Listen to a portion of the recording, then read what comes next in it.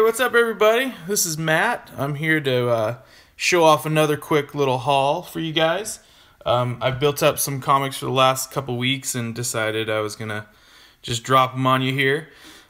First thing I want to talk about, and I'll just talk very briefly about it, but if you want me to go into detail, I'm more than happy to do a review or whatever. But I picked up the first two trades of Kill or Be Killed by Brubaker and Phillips. And Elizabeth Breitweiser. I was looking for a new kind of binge to go on when it comes to reading, and I was talking to the shop owner that I went to in Palm Springs, and he was saying this one. I mean, I'm already a big Brubaker Phillips fan. I have the whole Fatale run. I love Criminal. It's great. So he didn't have to really sell me too much, but so I picked this one up. And I read it in one sitting. So I went back and I got this one.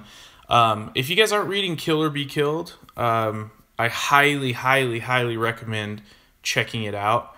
It's a very good, very good story. And like I said, it's Brubaker and Phillips. You can't really go wrong with that. So like I said, if you want me to do like a review on it, I'm more than happy to do it.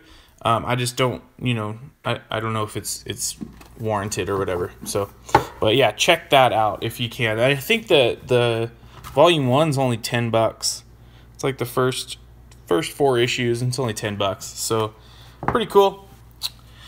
All right, so here are my newer books that I've picked up. I picked up 2 of these. I think a lot of people are kind of showing these. This is the Harley and Ivy meets Betty and Veronica, the Adam Hughes cover. Of course, it's Adam Hughes drawing Harley Quinn. It's going to be popular. I picked one up just as for if I want to trade or whatever with anybody. But it's super cool cover. I don't think it's not one of his best covers, but of course it's Adam Hughes. He doesn't really make bad covers, so. Here is Supergirl number 14. This is another one everyone's been showing. This is the Artgerm B cover. Artgerm's, he's very hit or miss for me. I like some of his stuff. His Supergirl stuff's been really good, but he's not always on point for me. So it just depends on if I like it or not, and I dig this cover. So, and then the next one is really, really good too. I think he's doing like a five issue run for covers on Supergirl or something like that, I'd heard. So speaking of awesome artists though, this is Batman 26. This is the Joshua Middleton B cover. I have the A cover, and unfortunately I didn't get the B cover when it came out, so I had to order it separately. But very, very cool cover. Middleton is doing the Aquaman B covers, and then he just randomly did a Batman B cover that was freaking phenomenal. So this is another one that you guys should definitely be on the lookout for. Alright, I guess I'll stick with DC here while I'm here. I got the Jenny Frison B cover to 31. Very cool cover, very cool cover. Even better cover that she did was Wonder Woman 32. So I got both those. I'm trying to get the entire Frison B cover run. It's just so good. I mean, she's just such an awesome artist. So perfect for the Wonder Woman title right now. She's also doing covers for I believe it's Black Panther for Marvel. Let's move this way just a little bit.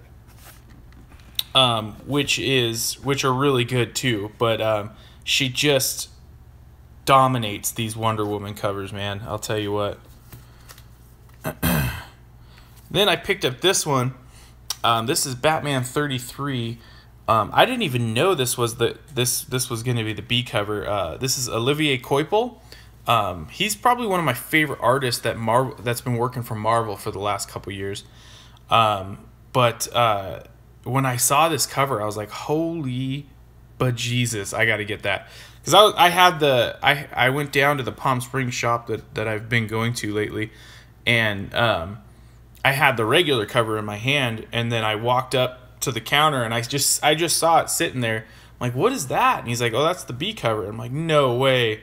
So I immediately swapped it out. But yeah, it's freaking awesome. Picked up Amazing Spider-Man 789. This is the lenticular cover. I honestly think it's kind of a garbage cover. The Marvel lenticulars are crap, man. It's supposed to be John Romita Sr., and then you're supposed to see Alex Ross underneath it. And you kind of can. I mean, if you do it like that, you can. But really, I mean, the DC lenticulars are much, much better than the Marvel ones. And I'm more of a Marvel guy, I'll be honest. So, it's kind of difficult for me to say that. But it's true. Okay, my last newer book. This is Saga 47. I have the entire Saga run 1 through 47, and I think 48 comes out this Wednesday. So that'll be cool. So I mean, there's not much to say about Saga. If you aren't collecting Saga, I don't know what the heck's wrong with you. It's so good. Such an original, weird sci-fi story that's just. I honestly think it's one of those comics that's for almost anyone, over the age of 18 type of thing. But it's just such a good story, and yeah, there's not much more to say about it other than if you aren't reading it, pick up the first trade, and then you will be from now on. Saga kills it. So anyway, so here we go. Picked up a few dollar issues. These are some New Mutants. This is part of the Demon Bear saga. They just released. I don't know if you guys saw the trailer that they just released, but holy cow, man, that looks like a killer movie. I've been saying for a while now it'd be nice to have some kind of a horror movie in the comic book genre. And I didn't know they were going to do that for New Mutants, and I watched it and I was like, wow, that was freaking awesome, man. So yeah, that was really cool.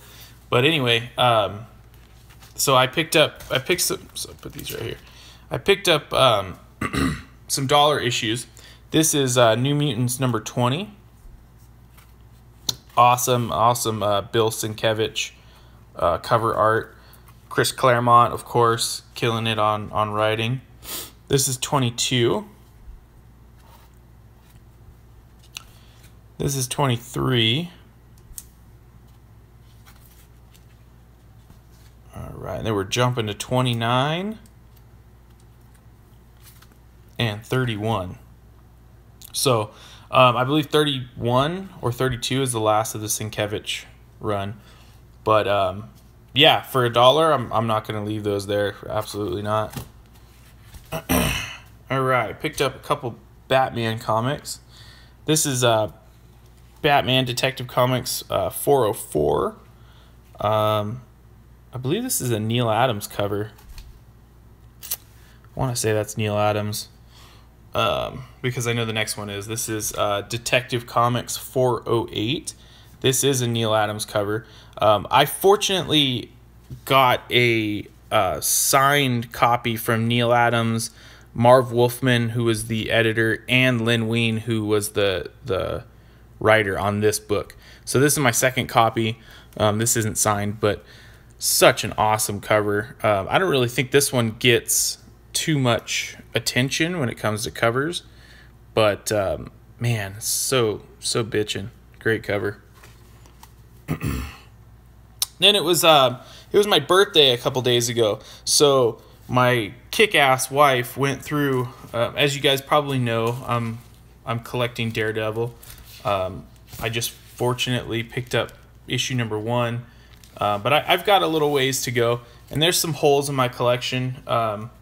So she went in there and looked at my book and picked out a run that I didn't have that I've been looking for, but it was probably the most glaring hole in my Daredevil collection.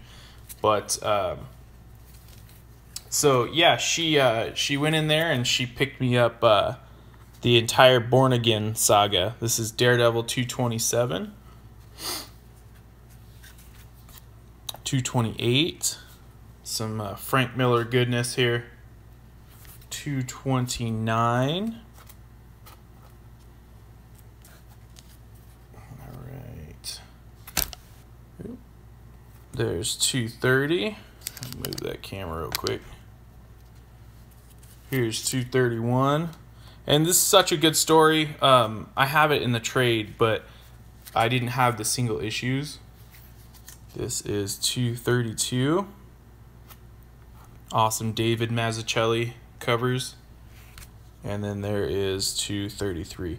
So yeah, that was super cool. Really good surprise. I don't tend to ask for anything for birthdays or Christmas or anything like that. So she took it upon herself to do it, and that was so cool.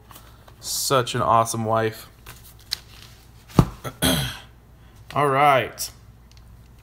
I can't remember if I showed this one or not on my last video. So I apologize if I'm showing it twice. I don't know if you can see it, but there's Tales to Astonish number 90, the first appearance of Abomination. So that's a pretty key book if you're a Hulk fan.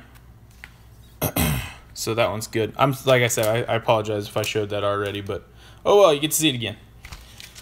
All right, then I picked up another one that I have in the trades that I never had the singles of, that I just buckled down and grabbed them because it's such an iconic series, and that is Crisis on Infinite Earths 1 through 12. And like I said about the Kill or Be Killed, same thing with this. If you guys want me to do a review on this or whatever, I'll put one up for sure. So it's just it's just a monumental comic book series. And like I said, I had it in trade, so I've read it before, but I've never had the single issues. And I've been always kind of picky, like I want them all near mint or nothing at all, you know. And I'm usually not like that, but for something like this, that's definitely what I wanted. And I saw a guy selling a lot on eBay, and they all showed up in perfect mint condition. So I'll just show those real quick. This is Crisis number 1. This is Crisis number 2. Such a monumental series. Crisis was amazing. Crisis number 3. That George Perez art. This guy, I mean, you talk about two guys in the comic book, and hey, comic fan, what's up, man? Two guys in the comic book industry that just absolutely cracked out comics, and that's Jack Kirby, King Kirby, and George Perez. These guys, I mean, his covers are phenomenal, and you know, they just don't make them like that anymore. I hate to be that kind of person that says they just don't make them the same anymore, but they really don't. I mean, George Perez was a beast for sure. Still is. I mean, he's a little sick right now as far as I know, but I know the Doom 143 has a kick-ass Thanos drawing by George Perez, and so good. Here is the Death of Supergirl, number 7, and the Death of Barry Allen, number 8. A couple of key issues, but this whole run is just, I mean, this is the Battle of the Supervillains issue, number 9. I mean, the detail in there is just freaking awesome, man. You see Penguin in the background here, Joker, just Solomon Grundy, so good. Number 10, the Spectre issue. There's number 11. Just George Perez is... I'm still just blown away. I mean, this series is as old as I am, and I'm still blown away by the art. Alright, and this is issue 12. So there is the series there. And like I said, if you guys want me to do a review on Crisis, if you guys haven't read it yet, I'll be more than happy to do a review for it. Just let me know down in the comments or whatever. Alright, so I'm down to my last couple books here. I picked this up. I'm not a huge Iron Man fan. I like Iron Man, just like with anybody, but I figured this character, not this character, but the character that has the first appearance in these 2 issues, is gonna play a big role in the at least the comic book universe going forward. And as you know, as much as I love the movies and stuff, what I really care about are the comics. So this is the first cameo appearance of Riri Williams, and this is her first full appearance as basically the new Iron Man. So I picked that up. It was pretty affordable. I think I got them both for $10 combined, $5 a piece. So like I said, moving forward in the comic book universe, I think she's gonna play a pretty big role. So I picked those up. So I would suggest if you guys could find both of these, and there's second prints on both of them. You haven't read the Crisis on Infinite Earths comic, fan? Yeah, but it's if that's what you're talking about, it's so good, so good. But anyway, so there is second prints on both of these, so just be careful. I know this one's the first print. You want to look for like the reddish logo if you're into the first prints and stuff like that. But anyway, so that's a cool pickup. Picked up this one. This is X-Men 27. I mean it's probably like a good plus, very good minus condition. I've been finding these X-Men though for pretty cheap. I don't know what's going on. There was about 5 years ago a big spike in the collecting of Silver Age X-Men, and it's kind of going back down now. So if you guys are interested in picking up X-Men, I kind of see the market coming back down a little bit on them into the more affordable range. So I've been picking these up. I think I picked this up for $10. And like I said, it's got its problems, but I mean, I'm not gonna let it go for $10, you know. So pick that up. Then my big pickup of the week, or last 2 weeks, I should say, is Marvel Superheroes number 12. This is the first appearance of Captain Marvel. Oh yeah, it's a great time to collect those X-Men issues, comic fan. It's like I said, it's one of those things where I used to see them for double, triple what that was. I remember X-Men 266, the first appearance of Gambit, and it may have gone up now, but that used to be like a $200+ book every day of the week in whatever condition. Now you can find it for, you know, in fine condition around $50, $60, which is crazy. So it's weird. I mean, there's some books that don't ever really go down, like Amazing Spider-Man Silver Age, especially the Ditko 1 through 38. That really doesn't ever go down. So I mean, you have to kind of grab those when you can, if you see them for cheaper. But yeah, it's funny. I mean, you know, how the market fluctuates back and forth. But anyway, speaking of like fluctuating back and forth, this book, Marvel Superheroes 12, this one was a very expensive book a few years ago, and now it's kind of cooled off a little bit. I think because of the whole Carol Danvers thing, there's not so much interest in the Marvel character. But I ended up picking this one up, I think, for $40, and it's in a nice, fine condition or something like that. It's hard with these with these spines right here, that to get them in anything higher than fine, really, after a certain point in time. But yeah, no, $40. I couldn't let it go. And it was I have a local guy that I go to for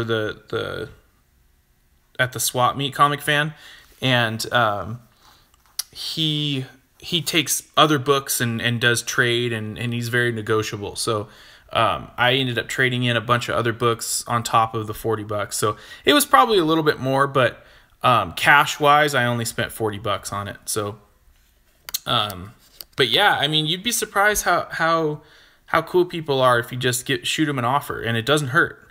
I was having a conversation with Reaper Tate a week ago or so, and he's under the impression as well. It's like, it doesn't hurt just to shoot someone a price. I mean, if they're asking $100 for a book and you say, I'll give you $5, that's kind of, that's not going to happen. But if you're in the ballpark, most people are pretty cool, and they'll work with you.